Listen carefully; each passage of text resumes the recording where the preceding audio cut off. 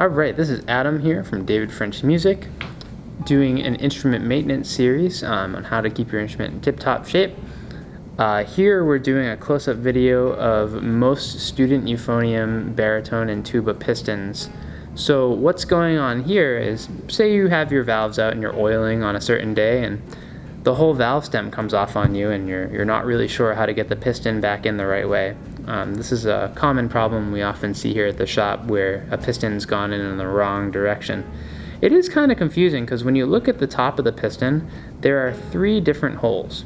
And to a regular musician, this might not mean anything to you. So taking a look in here, in the middle is a threaded section. That's the easiest one to determine. This is where the stem goes in. It's the only hole where the threading will actually accept the stem. So that's fine. Now we have 2 variables to deal with here.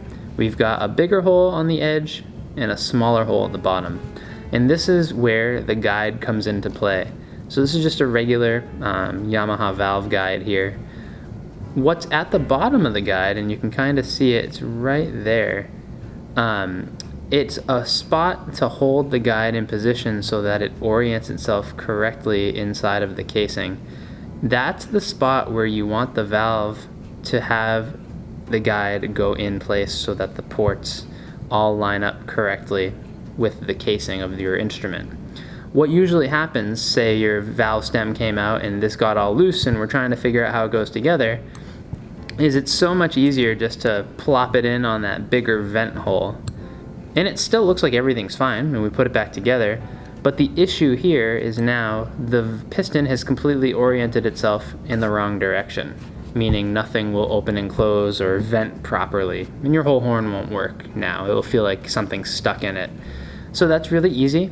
Take off the guide, take the stem off. If it was in the bigger hole, which is your vent hole, put it in that smaller hole meant to hold the valve guide in place. Screw in the stem with your top cap and all that other good stuff.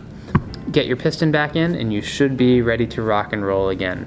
This is great to troubleshoot and solve on your own, just so you don't have to make an unnecessary trip out before it's time to get your euphonium, baritone, or tuba serviced here at the repair shop.